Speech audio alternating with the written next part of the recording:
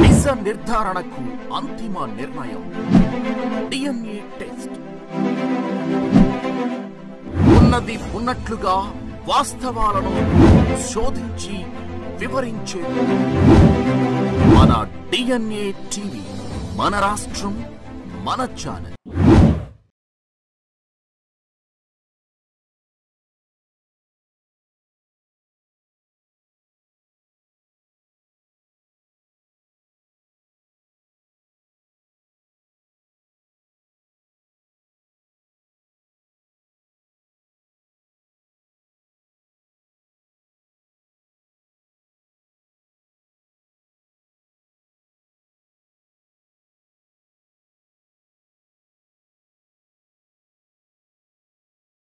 Okay, thank you.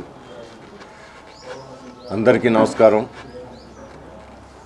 KCR Nani గారు మీకు తెలిసిన విషయమే. గత 4 రోజుల నాడు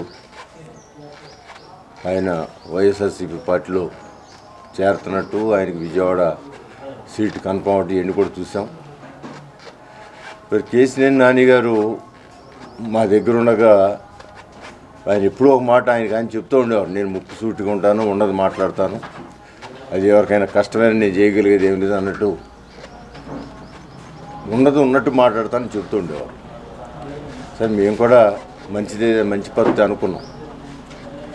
మరి పార్టీ మారగానే మరి ఉన్నది ఉన్నట్టు మాట్లాడటం, ఆయన ఆ పాయింట్ని వదిలేశాడా, లేకపోతే ఆయన మాట్లాడిందే ఉన్నది ఉన్నట్టు అని అనుకుంటున్నాడా, అది కొంచెం మాకు అర్థం కాకపోయినా నాకు మీ ద్వారా ఆయన్ని ఒక 3 పాయింట్లు అడుగుదామని ఇవాళ మీ అందరినీ కూడా రిక్వెస్ట్ చేయడం జరిగింది. ఎక్కువేం లేదు. నేను కాంట్రవర్సీ వాళ్ళు ఎవరిని విమర్శించడం లేకపోతే ఆయన చేసింది తప్ప ఒప్ప అనేది ప్రజలు నిర్ణయిస్తారు. కానీ ఆయన్ని సూటిగా నేను ఒక 3 ప్రశ్నలు అడగడానికి మీ ద్వారా అది అడగాలని అనుకుంటున్నాను.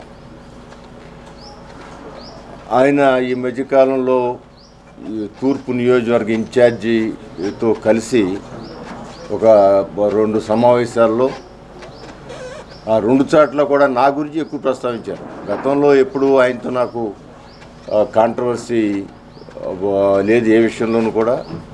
సరే, ఆయన నా నియోజకవర్గానికి కావాల్సిన నిధులు సమకూర్చే దానిలో కానీ అన్నీ కూడా పాజిటివ్గా ఉన్నా. నాకు అప్పుడు ఏం కాంట్రవర్సీ లేదు. అప్పుడప్పుడు ఆయన కొంచెం పార్టీని కాంట్రవర్సీగా మాట్లాడే దాంట్లో నేను కూడా నా అసంతృప్తిని వ్యక్తపరిచేవాడిని. చంద్రబాబు గారిని ఏమైనా కామెంట్ చేసినా, అదేవిధంగా లోకేష్ బాబు గారిని ఏమైనా కామెంట్ చేసినా నేను అసంతృప్తి వ్యక్తపరిచేవాడిని. అంతవరకు అది దాంట్లో నాదేం తప్పులేదని అనుకుంటాను. అది దీనిలో ప్రధానంగా ఎఫిషియన్సీ గురించి మాట్లాడుతున్నాను. సమర్థత, మా మంచి మనిషి అవ్వచ్చు కానీ సమర్థత ఉండాలి కదా అని మాట్లాడు 2-3 సార్లు నొక్కి మాట్లాడారు. అంటే దాన్ని సమర్థత అంటే రాజకీయాల్లో మీనింగ్ ఏంటో ఒకసారి మీ ద్వారా కూడా తెలుసుకుందాం అనుకుంటున్నాను. ఇప్పుడు ఒక చిన్న ఉదాహరణ మీకు చెప్పాలనుకుంటున్నాను. 2014లో ఆయన పార్టీలోకి వచ్చారు. అంతకుముందు పీఆర్పీ ఆటలు ఉన్నారు, అక్కడి నుంచి కూడా వచ్చేసారు. 2014 తెలుగుదేశం పార్టీలో జాయిన్ అయ్యారు. ఆయనకి ఎంపీగా కూడా సీట్ ఇవ్వడం జరిగింది. మరి అప్పుడు ఆ ఎలక్షన్లో కూడా 97,000 1,00,000 అటు ఇటు 1,00,000 మెజార్టీతో ఆయన గెలవడం జరిగింది. అదే సమయంలో నేను కూడా విజయవాడ తూర్పు నియోజకవర్గం నుంచి పోటీ చేసి నేను కూడా ఒక 14,000 చిల్లర, సుమారు 15,000, ఒక 200 తక్కువ 15,000 ఓట్లతో నేను గెలవడం జరిగింది. తర్వాత ఎవరి పని వాళ్ళు చేసుకుంటానో 2019 ఎన్నికలు వచ్చాయి. 2019 ఎన్నికల్లో ఆయనకి నాకు ఒకే వాతావరణం ఉంది. మీరు దానిలో 97 లక్షల మెజార్టీ ఆయన ఒక్కసారి 8 నెలలకి పడిపోవడం జరిగింది మెజార్టీ. ఆయన ఎప్పుడు ఏమంటారంటే, నాకు పార్టీతో సంబంధం లేకుండా నాకు జనబలం ఉంది. మొన్న కనుక నేను పార్టీ మారితే 60% తెలుగుదేశం ఖాళీ అయిపోద్దని చెప్పారు ఆయన. సరే, నాకు 35 సంవత్సరాల అనుభవం ఉంది. ఈ పార్టీలో తెలుగుదేశం పార్టీలో చాలామంది నాయకులు మా కళ్ళ ముందు మారారు. బట్ ఎక్కడ కూడా కేడర్లో చేంజ్ అయితే చాలా తక్కువ చేంజ్. ఏ వ్యక్తి కేడర్ని ఇన్ఫ్లుయెన్స్ చేయలేదు. వాళ్ళకాళ్ళు వెళ్ళటం, వాళ్ళ స్వార్థం కోసం వెళ్ళటం అని జరిగింది. అది వేరే సబ్జెక్ట్. అయితే నేను 60% ఖాళీ వద్దని కాన్ఫిడెంట్గా చెప్పిన వ్యక్తిని జరిగిపోయిన కాలంలో జరిగిన విషయాల గురించి ఏం సమాధానం చెప్తారో మీ ద్వారా అడగాలని అనుకుంది. ఏంటంటే ఆయన 1,00,000 ఓట్లు మెజార్టీ సాధించిన వ్యక్తి 2019 ఎన్నికల్లో కేవలం 8,000 ఓట్లు మాత్రమే గెలిచారు. సంతోషం. మరి 1,00,000 ఓట్లు 8,000కి ఎందుకు తగ్గింది అనేదానికి ఆయన సమాధానం చెప్పాల్సిన అవసరం ఉంది. ఆయన గబ్బాలు చెప్పొచ్చు. తెలుగుదేశం పార్టీ నారా చంద్రబాబు నాయుడు గారు చేసిన తప్పుల వల్ల, లేకపోతే లోకేష్ బాబు గారు చేసిన తప్పుల వల్ల నా మెజార్టీ తగ్గిందని చెప్పొచ్చు. మరి దానికి నేను చెప్పేది ఏంటంటే నేను కూడా అదే వాతావరణంలో కంటెస్ట్ చేశాను. నాకు 14,800 2014 ఎలక్షన్లో నాకు మెజార్టీ వస్తే, మరి 2019 ఎలక్షన్లో నాకు 16,000 చిల్లర, అంటే సుమారు 1,500 నుంచి 2,000 వరకు నాకు మెజార్టీ పెరిగింది 2014కి 2019కి. నాకు అదే చంద్రబాబు గారు పాలసీలు చెప్పుకునే మనం ఓటు అడిగాం. ఆయన ఓటు నేను అడిగాను, మరి నా ఓటు నేను అడిగాను. మరి నాకు 2014 కంటే 19లో 16,000-1700 మెజార్టీ వచ్చినప్పుడు వారికి ఎందుకు 1,00,000 నుంచి 8,000 పడిపోయిందో మరి సమర్థత అంటే సమర్థత అనే మాట అన్నారు కాబట్టి ఒక విధంగా చెప్పకనే నేను అసమర్థుడు అనే ఫీలింగ్. మంచివాడే కానీ అసమర్థుడు ఓటేస్తే మీకేంటి ఉపయోగం, సమర్థుడికి వేయండి అని చెప్పడంలో దాని గురించి అడుగుతాను. దాని మరి సమాధానం చెప్పాల్సిన బాధ్యత కేసీఆర్ నాని గారి మీద ఉందని నేను అనుకుంటాను. అదే వాతావరణం, అదే పరిస్థితులు ఆయనకున్న పరిస్థితులే నాకు ఉంటాయి. ఆ పరిస్థితిలో మరి నా సమర్థత లేని వ్యక్తి ఆ ఉన్న మెజార్టీ నిలుపుకోవడమే కాకుండా ఆయన ఉద్దేశంలో సమర్థత లేని వ్యక్తినే నేను నా మెజార్టీ నేను కాపాడుకోవటమే కాకుండా ఇంకా ఆ నెగిటివ్ మొత్తం రాష్ట్రం అంతా కూడా వ్యతిరేక గాలి తెలుగుదేశం పార్టీ వీసిన నాకు 1,500 పైన పెంచుకోగలిగాను నేను. మరి ఆయన ప్రతి మాటకి ఆయన చెబుతారు. సరే, పక్కనాళ్ళు చెప్పారా, మన గురించి పక్కనాళ్ళు చెప్పింది దానికి మనం చెప్పేదానికి డిఫరెన్స్ ఉండదు. నాకు వ్యక్తిగతంగా మొత్తం పార్టీ నా వెనకే ఉంటుంది, నేను ఎటు వెళ్తేట్టు వస్తుందని చెప్పుకునే వ్యక్తి ఆ ఓట్లు ఎందుకు తెచ్చుకోలేకపోయారు? మరి ఆయన సమర్థుడైన వ్యక్తి, నేను సమర్థుడు కాదని చెప్పే వ్యక్తి, మరి సమర్థుడు కాని వ్యక్తికి వచ్చిన ఓట్లు తనకి ఎందుకు రాలేదన్నది మరి సూటిగా ఆయన సూటిగా చెప్పే మనిషి కాబట్టి సూటిగా దాని గురించి సమాధానం చెప్పమని కూడా నేను అడుగుతున్నాను. ఎందుకంటే నాకు సుమారు 35 సంవత్సరాల నుంచి నేను రాజకీయాల్లో ఉన్నాను. 35 సంవత్సరాల్లో ఎప్పుడు తెలుగుదేశం పార్టీ ఒకసారి నాకు సీట్ ఇవ్వకపోయినా ఆ రోజున నేను ఇండిపెండెంట్ కంటెస్ట్ చేసిన మాట వాస్తవం. ఇండిపెండెంట్ కంటెస్ట్ చేసి అంటే చాలామంది పార్టీ సీటు రాకపోతే వేరే ఇండిపెండెంట్ కంటెస్ట్ చేసేవాళ్ళు ఉంటారు, ఇతర పార్టీకి వెళ్ళేవాళ్ళు ఉంటారు. ఇప్పుడు ఈయన సీటు రాలేదని ఆ పార్టీకి వెళ్ళారు. కానీ నేను గర్వంగా చెప్పుకునేది ఏంటంటే గన్నవరంలో నేను కంటెస్ట్ ఇండిపెండెంట్ చేసినప్పుడు కూడా మొట్టమొదటి నేను చెప్పే మాట, ప్రతి మీటింగ్లో మొట్టమొదటి చెప్పే మాట, నా రాజకీయంగా జన్మనిచ్చిన తల్లి తెలుగుదేశం పార్టీ, నాకు రాజకీయ జన్మనిచ్చిన తండ్రి నాకు నందమూరి తారక రామారావు, నన్ను కన్నతల్లి జన్మనిచ్చిన కన్న తల్లిదండ్రులు రాజకీయ జన్మనిచ్చింది వీళ్ళిద్దరు. వాళ్ళిద్దరినీ నాకు సీట్ ఇవ్వలేదు కాబట్టి వాళ్ళిద్దరినీ మీరు అభియోగం పెట్టి వాళ్ళ మీద ఏమైనా ఎగనిస్ట్గా మాట్లాడితే నాకు ఇండిపెండెంట్ అవసరం లేదు, శాసనసభ్యుడు అవ్వలేదు. ఈ రెండింటికన్నా నాకు రామారావు గారే ముఖ్యమని చెప్పి నేను ప్రజలకి చెప్పి ఎవరన్నా విమర్శించడానికి రామారావు గారు సీట్ ఇవ్వలేదని విమర్శించడానికి వస్తే నేను ఒప్పుకునేవాడు కాదు. సో అది ఆ రోజున ఇండిపెండెంట్గా గెలిచాను. తుఫాన్ లాంటి వేవ్ అది ఆ రోజున. ఇప్పుడు జగన్మోహన్ రెడ్డి గారి వేవ్ కంటే కూడా ఆ రోజున తుఫాన్ లాంటి వేవ్ నందమూరి తారక రామారావుది. ఎందుకు ఈ వేవ్ కంటే అది ఎక్కువ చెబుతున్నానంటే ఆనాడు ప్రతిపక్షంగా ఉన్న కాంగ్రెస్ పార్టీకి కనీసం ప్రతిపక్ష హోదా రాలా. నేను అనుకోవటం మనకు స్వాతంత్రం వచ్చిన తర్వాత ప్రతిపక్ష హోదా కూడా ప్రతి హోదా కూడా రాకుండా గెలిచిన పార్టీ ఏదైనా అంటే ఒకే పార్టీ తెలుగుదేశం, అది కూడా ఒక సమయంలో. నిన్నుంది హిందీ సునామీ జగన్మోహన్ రెడ్డి గారు, కానీ తెలుగుదేశం పార్టీకి ప్రతిపక్ష హోదా వచ్చింది. ఆ రోజున 254 సీట్లకి 26 సీట్లు కాంగ్రెస్కి వచ్చినాయి. ఇవాళ 175, 294 సీట్లు. ఇవాళ 175 సీట్లకి 23 రావడం జరిగింది. అంటే మన ప్రతిపక్ష హోదా కూడా వచ్చింది. సరే, తర్వాత నేను ఎంపీగా కంటెస్ట్ చేశాను. ఆ రోజు సెంట్రల్ మినిస్టర్గా ఉన్న ఉపేంద్ర గారి మీద నేను కంటెస్ట్ చేయడం జరిగింది. దాంట్లో నాకు కూడా నేను 1,00,000 ఓట్లతో గెలవడం జరిగింది. తర్వాత ఈస్ట్ ఇవన్నీ కూడా. దానివల్ల ఈ యొక్క సమర్థతకి అసమర్థతకి అది ఎక్కడ సమర్థులు ఎవరు అసమర్థులు ఎవరు అనేది దానికి ఆయన్ని రిక్వెస్ట్ చేస్తా ఉన్నా కొంచెం దానికి కూడా సమాధానం చెప్పమని. అదేదో మరి ఇంకొక మాట చెప్పారు ఆయన, 100 కోట్లు తప్ప 100 కోట్లు కూడా చంద్రబాబు గారు ఆయన ముఖ్యమంత్రిగా విజయవాడకి ఇవ్వలేదని.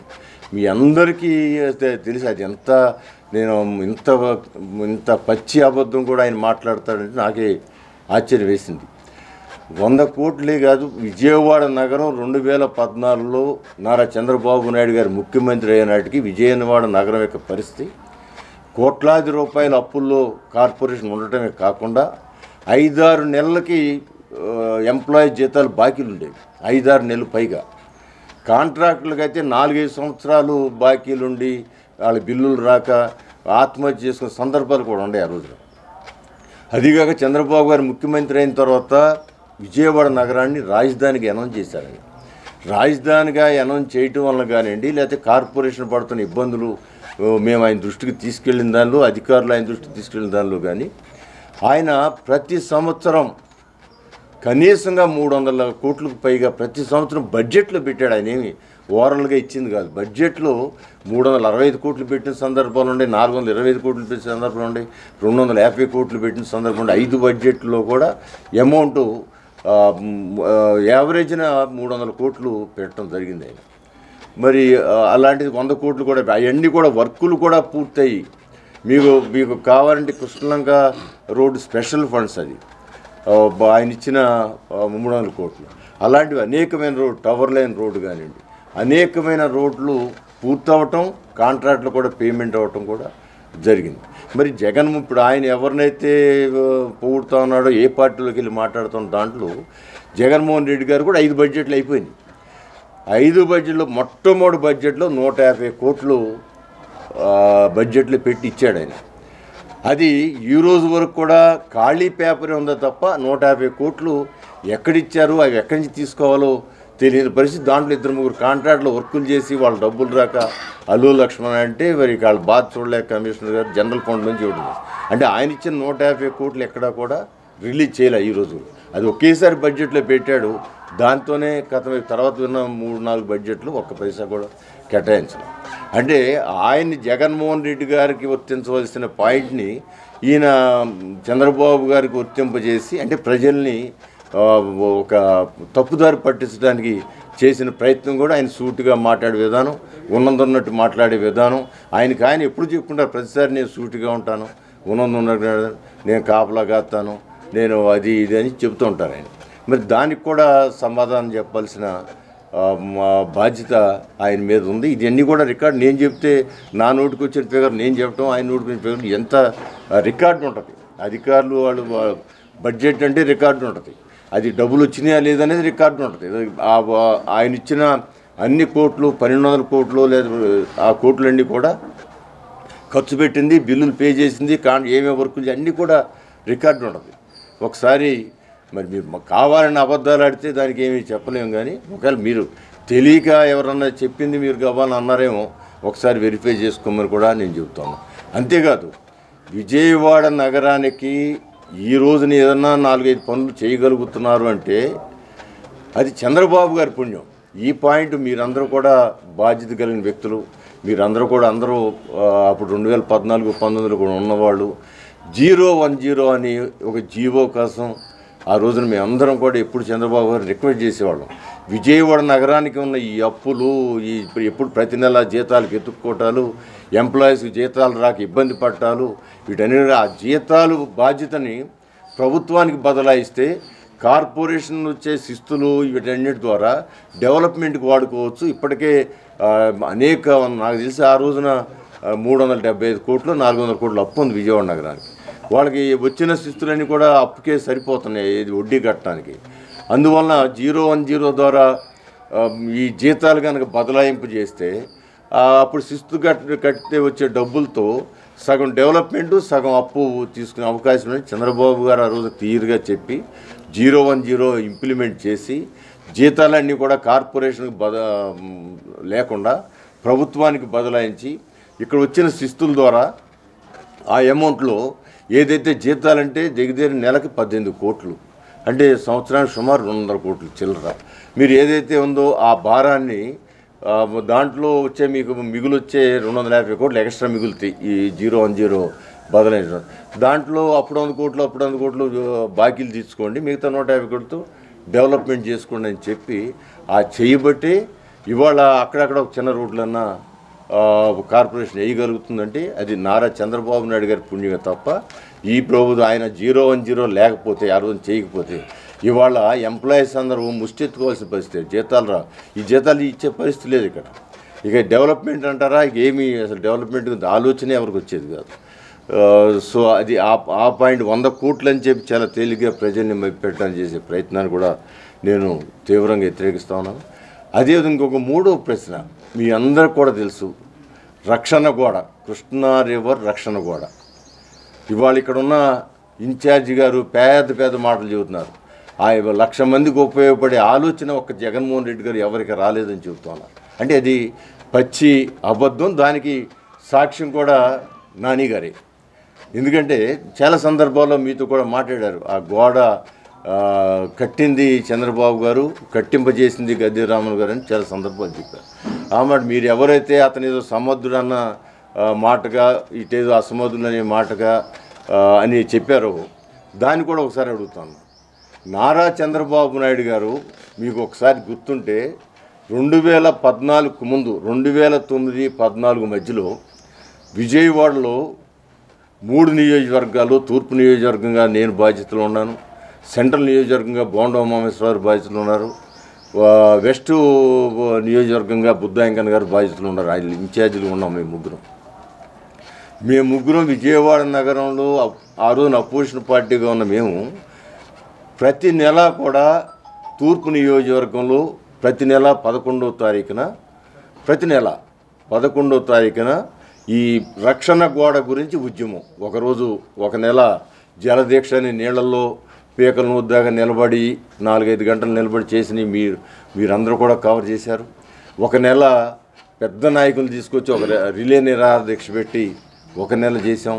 అట్టా ప్రతి నెల 11వ తారీఖు క్రమం తప్పకుండా సుమారు 3 సంవత్సరాల పాటు ఆ రక్షణ గోడ గురించి నా దగ్గర, అట్లాగే సెంట్రల్ నియోజకవర్గంలో బుడమేరు డైవర్షన్ ఛానల్, బుడమేరు కొంచెం పెద్ద వర్షం రాగానే బుడమేరు వచ్చి సింగనగర్ ఎన్ని కూడా మునిగిపోతుంది. అట్లా మునిగే అవకాశం లేకుండా దాన్ని కృష్ణానదికి డైవర్ట్ చేయటం, అది కూడా ఎన్ని కోట్లు నాది పెద్ద స్కీమ్ అది. దానికోసం ఆయన బోండమేశ్వర అక్కడ కార్యక్రమం. అదేవిధంగా మనందరికీ తెలిసి మన కళ్ళ ముందు కనపడే కనకదుర్గమ్మ ఫ్లైఓవర్ మీద బుద్ధాంకన్న గారు చేసిన నిరసన దీక్షకి ఈ రోజున్న తెలంగాణలో ముఖ్యమంత్రి రేవంత్ రెడ్డి గారు ప్రత్యేకంగా ఆయన పిలిపించుకున్నాడు. దానికి ఒక నెల చీఫ్ గెస్ట్గా, ఒక నెల అయితే ఇంకో నెల అయితే స్వయంగా చంద్రబాబు గారి చీఫ్ గెస్ట్గా ఆ కార్యక్రమానికి మనకు ఆ నిరసన కార్యక్రమాన్ని ప్రారంభించడానికి చంద్రబాబు గారే స్వయంగా రావటం జరిగింది. ఆ విధంగా మేము ఈ 3 నేను 11వ తారీఖున చేస్తే 21వ తారీఖునేమో సెంట్రల్లో బోండమ్మ గారు చేస్తే 30వ తారీఖున ప్రతి నెల 30వ తారీఖున ఫ్లైఓవర్ మీద చేసేవాళ్ళం. కానీ ఒక మాట మీద తెలుగుదేశం అంతా ఒక మాట మీదగా ఉండి చేసి ఆ 3 కార్యక్రమాల్లో మీద మేము చేసిన పోరాటం వలన ఆ రోజున నెక్స్ట్ జరిగిన కార్పొరేషన్ ఎలక్షన్లో ఎప్పుడూ లేని విధంగా ఫస్ట్ టైం పూర్తి బాడీని ఫార్మ్ చేసుకోవడం జరిగింది కార్పొరేషన్లో. అంతకుముందు ఒకసారి మాకు పంచమర్తి అనురాధ గారు మేయర్గా ఉన్నప్పుడు కార్పొరేటర్లు ఏమో ఓన్లీ 10-12 వచ్చినాయి, మేయర్ సీటు మనకు వచ్చింది. అప్పుడు ఆవిడ ఎంత చేయాలనుకున్నా కార్పొరేటర్లు ఎక్కువ రేటు ఉన్నారు, ఆ రిజల్యూషన్లోనూ ఇట్లా ఇబ్బంది రావటం వల్ల చేయదు. ఫుల్ ఫ్లెడ్జ్డ్లో కార్పొరేటర్స్ ప్లస్ మేయర్ కూడా ఒకే పార్టీ వల్ల కొన్ని డెవలప్మెంట్ యాక్టివిటీలు కూడా చేసుకోవడం జరిగింది. అంటే ఈ గ్రూపుగా మేము పోరాటం వల్ల దాంట్లో రక్షణ గోడకి చంద్రబాబు గారు ముఖ్యమంత్రి అయిన తర్వాత ఇదే నాని గారు నాయకత్వం అనండి, పార్లమెంట్ సభ్యుడిగా ఆయన బాధ్యతగా చంద్రబాబు గారు ఉండనండి. ఆ రోజున హైదరాబాద్ నగరంలో మన రాజధానిగా అక్కడే ఉండి పనిచేసే రోజుల్లో విజయవాడకు వచ్చిన ఫస్ట్ విజిట్లో ఆయన ఫస్ట్ కార్యక్రమం ఈ కృష్ణలంక ఈ కరకట్ట యొక్క విషయాలను చూడటానికి రామలింగేశ్వర నగరం అక్కడంతా కూడా ఆ గుడి మీద ఎక్కి మొత్తం పరిశీలించి ఇక్కడ అధికారులందరినీ కూడా పిలిచి ఇది ఈ కట్ట నిర్మాణం మా ప్రామిస్లో ఉంది, దీన్ని పూర్తి చేయాలా, అట్లాగే బుడమేరు ఛానల్, అట్లాగే ఫ్లైఓవరు ప్రత్యేకమైన శ్రద్ధ తీసుకుని ఫస్ట్ కట్ట దాని గురించే వచ్చి అధికారులందరూ కూడా ఒక నెలలో దాని గురించి వివరాలు సబ్మిట్ చేయమంటే అధికారులు క్లియర్గా ఇది 4.6 కిలోమీటర్లు డిస్టెన్స్ ఉంది ఈ గోడ నిర్మాణం, రక్షణ గోడ నిర్మాణం చేయడానికి. దాన్ని ఒకేసారి కంటే 3 బిట్లుగా చేయాలి. మొదటి బిట్టు యనమల కుదురు చివరి నుంచి ఇక్కడ రాణిగారి తోట వరకు అది 2.2 కిలోమీటర్ల 400 మీటర్లు, అంటే 2.4 కిలోమీటర్ ఒక బిట్టు, 1.1 రెండో బిట్టు, 1.3 మూడో బిట్టు, ఈ విధంగా చేయాలని చెప్పి వాళ్ళు ప్రణాళిక ఇవ్వటం. దానికి కూడా 425 కోట్లు ఎస్టిమేషన్ అని ఇవ్వటం. దాని నిధులు bund development, Krishna river bund development నిధుల కింద ఇరిగేషన్ శాఖలో ఉన్న నిధుల్ని వినియోగించాలని చెప్పి దేవినేని ఉమాశ్వరరావు గారు ఇరిగేషన్ శాఖ మంత్రి ఉన్నప్పుడు దానికి శాంక్షన్ చేయటం. అది మనం మొదలుపెట్టి 2.5 కిలోమీటర్లు ఏకదాటిన మనం కేవలం సంవత్సర కాలంలో నిర్మాణం చేయటం జరిగింది. అంటే స్టార్టింగ్లో అనేకమైన దానికి కొంత అంతకుముందున్న గవర్నమెంట్ మేము ఉద్యమాలు చేశాం కదా, అంతకుముందున్న శాసనసభ్యులుగా ఈ ఉద్యమాలకి స్పందించో ఈ ఉద్యమాలకు భయపడో అక్కడ ఆ డిపార్ట్మెంట్ అక్కడ ఉన్న ముఖ్యమంత్రి గారు కిరణ్ కుమార్ రెడ్డి గారి దగ్గర ఒక కాగితం దాన్ని ఒక జీవోనో ఏదంటారు జీవో తీసుకొచ్చినమాట వాస్తవం.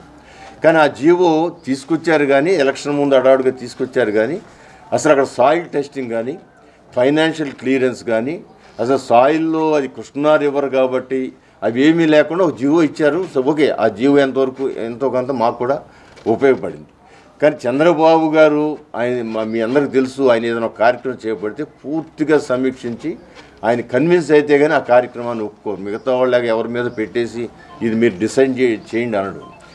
ఆ రోజున 150 సంవత్సరాల వరదలన్నీ కూడా పరిగణలోకి తీసుకుంది. 150 సంవత్సరాలంటే మనం కాదు, మన తల్లిదండ్రులు కూడా పుట్టుండరు. ఆ రోజు నుంచి ఈ రోజు వరకు జరిగిన వరదలు, హైయెస్ట్ వాటర్ ఎంత వచ్చింది, దాని ప్రెషర్ ఎంత, అలాంటి వరద ఇప్పుడు వస్తే ఈ గోడలు తట్టుకునే విధానం, వీటన్నిటిని కూడా ఆలోచించి అక్కడ సాయిల్ పరిస్థితి ఏంటి, అది ఇసుక కాబట్టి ఎంత లోతేయాలి, పైన గోడ ఎంత కనపడుతుందో దానికి డబల్ లోన పునాది ఉంది. అది మీరందరూ కూడా, ఎందుకంటే మేము దగ్గరుండి ఆ రోజున దాని మీద ఒక ఇంట్రెస్ట్గా ఎప్పటి నుంచో 35 సంవత్సరాల నుంచి ప్రజలు కోరుకుంటున్న గోడ నిర్మాణం చంద్రబాబు గారి హయాంలో పూర్తవుతుంది కాబట్టి అని మేము చాలా ఇంట్రెస్ట్గా మేము చూడటం జరిగింది. ఆ సాయిల్ టెస్టింగ్లు ఇవన్నీ కూడా చేసి అప్పుడు మళ్ళీ ఎస్టిమేషన్లు కూడా మారి 106 కోట్లు అని చెప్పి గత ప్రభుత్వం ఇచ్చిన జీవోని అది 165 కోట్లు భూమిలో వెళ్ళే లోతును బట్టి, అక్కడ వేయాల్సిన పాదాలను బట్టి, అక్కడ వాడాల్సిన మెటీరియల్ని బట్టి, పైన ఆ గోడ మీద 4-5 పడుకునే అంత ఎడల్పు, కింద పునాది మీదతో 10 మంది వరుసగా పడుకునే అంత పునాదులు వేసి అది కట్టడం జరిగింది. 2.5 కిలోమీటర్లు. ఇక మిగతాది ఓన్లీ 2 బిట్లు, 1.1 ఒకటి, 1.3 ఒకటి. వీళ్ళు దానిని కంటిన్యూ చేశారు, సంతోషమే. ఆ కంటిన్యూ అది పూర్తయింది గత ప్రభుత్వంలో, ఎలక్షన్ ముందే పూర్తయింది. వాళ్ళు అధికారం రాగానే మొదలు పెడితే ఫస్ట్ ఇయర్లోనే 2 అయిపోయాయి. కానీ వాళ్ళు మొదలు పెట్టలేదు. ఇప్పుడు 3 ఏళ్ళకో 2.5 ఏళ్ళకో మొదలుపెట్టి ఇప్పుడు కూడా ఇంకా ఒకటి తయారవుతోంది. ఒక బిట్ మాత్రం తయారు చేశారు. ఇక్కడ నేను చెప్పొచ్చేది ఏంటంటే, ఇవాళ 1,00,000 మంది బాధపడుతున్నారు. 1,00,000 మంది లేకపోతే 50,000 మంది అని ఉండరు అక్కడ. వాళ్ళందరి యొక్క బాధల్ని చూసిన వ్యక్తి జగన్మోహన్ రెడ్డి గారు అంట. చేసిందేమో చంద్రబాబు గారు, ప్రాజెక్ట్ శాంక్షన్ అంతా చేసిన డబ్బులు చంద్రబాబు గారు, దానికి ఉమామహేశ్వరరావు ఒక ఇరిగేషన్ మినిస్టర్గా శాంక్షన్ చేశారు. ఓ టెండర్లు పిలిచి వర్క్ పూర్తింది, 100% పూర్తయింది. ఇప్పుడు కనకదుర్గం ఫ్లైఓవరు ఒక 80% పూర్తి, 20% ఉంటే మేము కట్టామని చెబుతాం. బెంజ్ సర్కిల్ ఫ్లైఓవరు దాని గురించి కూడా నేను చెప్తాను. ఇట్లా కాకుండా పూర్తిగా పూర్తి అయిపోయింది. రెండో బిట్టు మొదలు పెట్టాలి. వాళ్ళు లేటుగా మొదలుపెట్టిన దానికి ప్రజలకు క్షమాపణ చేయటం పోయి ఇది మేమే కట్టాం మాకే గుర్తు. మరి దానికి సాక్ష్యం కూడా ఈయన. ఇప్పుడు మీరు నిజం చెప్పే మనుషులు అయితే దాన్ని ఖండించాలి. 4 రోజుల ముందు ఆయన పార్టీ మారడానికి 4 రోజుల ముందు మీరు అందరూ కూడా అక్కడ మీ దగ్గర కూడా రికార్డు ఉండి ఉంటుంది. మనం అందరూ ఆ సర్వీస్ రోడ్డుకి వెళ్ళినప్పుడు ఆయన సర్వీస్ రోడ్డు గురించి చెబుతూ ఏదైనా తెలుగుదేశం పార్టీ చేయాల్సింది ఏ కార్యక్రమం అయినా దాంట్లో ఈ రిటైనింగ్ వారి గురించి, రక్షణ గోడ గురించి కూడా ఆయన చెప్పారు. ఈ రక్షణ గోడ ఆ రోజున తలుసుకునే చంద్రబాబు గారు అంగీకరించడం, రామ్మోహన్ గారు దానికి చేసిన కృషి, ఈ సర్వీస్ రోడ్డు కూడా రామ్మోహన్ గారు నన్ను అనేక పర్యాయాలు రిక్వెస్ట్ చేయటం వల్ల దీని విధంగా చేసుకొచ్చామని కూడా చెప్పడం జరిగింది. ఇప్పుడు మీరు ఎవరైతే నాకంటే సమర్థుడు అనే ఫీలింగ్ వచ్చే విధంగా మాట్లాడారో, మరి ఆయన అబద్ధాలు ఆడటంలో సమర్థుడని మీరు సమర్థుడని చెబుతా ఉన్నారా, లేకపోతే ఏ మాటనైనా తిమిని భూమిని చేయగలరని చెబుతా ఉన్నారా? అది కూడా మీరు క్లారిఫై చేయాలని నేను కోరుతున్నా. దీంట్లో మీరు కూడా సాక్షులే, నాని గారి అవసరం లేదు, మీరు కూడా సాక్షులే. ఆ రోజున సిటీ కేబుల్ ఉంది, ఈటీవీలో అయితే పెద్ద ఐటమ్ వీళ్ళకి ఇక వరద బారి నుంచి కాపాడిన తెలుగుదేశం అని అన్ని టీవీల్లో కూడా వచ్చాయి. టీవీ నైన్లో కూడా పెద్ద ఐటెంలు రావటం జరిగింది, అన్ని ఛానల్స్ కూడా. దాని మీద ఇవాళ దాన్ని ఆధారంగా చేసుకుని ప్రజల్ని మెప్పించడానికి ఇది మేమే కట్టాము. సరే, అక్కడ కట్టినాళ్ళు చూసినాళ్ళు వాళ్ళు ప్రజలు ఏమనుకుంటున్నారు ఏళ్ళంగా మాట్లాడుతున్నారు, అది వేరే సంగతి, అది మేము చూసుకుంటాం. బట్ ఈ నిజంగా సూటిగా మాట్లాడే అయితే మరి నీ వ్యక్తిత్వం నువ్వు కాపాడుకోవాలి అనే ఉద్దేశంలో మీరుంటే ఈ మూడింటి మీద నేను క్లారిఫై చేయమని రిక్వెస్ట్ చేస్తూ ఉన్నాను. నేను నేనేమంటానంటే, మీరు 2 పర్యాయాలు పార్లమెంట్ సభ్యుడిగా మీకు అవకాశం ఇచ్చారు. దాన్ని ఒకేసారి ప్రపంచ మోసగాడు చంద్రబాబు గారిని విమర్శించడం, లేకపోతే ఇంకో రకంగా ఏమాత్రం సంబంధం లేని వ్యక్తి లోకేష్ బాబు గారు పాదయాత్ర చేయటం ఆయనకి ఏం అర్హత ఉందో అని అంటాం, అది అంటానికి మనకేం అర్హత ఉందో మరి అది ఈ విధంగా మిమ్మల్ని నుంచి ఎక్స్పెక్ట్ చేయలే. మీరు మీ యొక్క బిహేవియర్ ఒక రకంగా ఉండే విధానంలో ఈ విధంగా వీటన్నిటి వల్ల పార్టీకి నష్టమని నేను అనుకోవట్లేదు, ఖచ్చితంగా అతనికి నష్టం. అందుకే ఇవాళ ఆయన 60% ఖాళీ అయిపోద్ది అని చెప్పిన వ్యక్తి మరి ఎంత పర్సంటేజ్ అయిందో మరి ఆయన వెనక ఎవరు వెళ్ళారో అది ఏదో మరి ఆయనకే తెలియాలి, ఎవరైనా వెళ్ళారని ఆయనకే తెలియాలి, ఆయన్ని తీసుకున్న వాళ్ళకు కూడా తెలియాలి ఆయన తెలుగుదేశంలో ఎంత బాగా చేశారు. ఏదేమైనా వాటి గురించి ఎక్కువ నేను వెళ్ళట్లేదు. వీటి మీద నన్ను కామెంట్ చేసిన దాని మీద కామెంట్ చేయడానికి ప్రజల్లో ఏదో నా మీద ఒక నెగిటివ్ క్రియేట్ చేయడానికి మీరు చేసిన ప్రయత్నం వలన వాటి వలన నాకేమీ ఇబ్బంది లేదు. కానీ బట్ వీటికి సమాధానాలు చెప్తే నేను సంతోషిస్తాను కూడా మీ ద్వారా చెప్పడానికి ఈ రోజున ప్రత్యేకంగా మిమ్మల్ని పిలవటానికి కారణమని మీ అందరూ తెలియజేస్తున్నాను.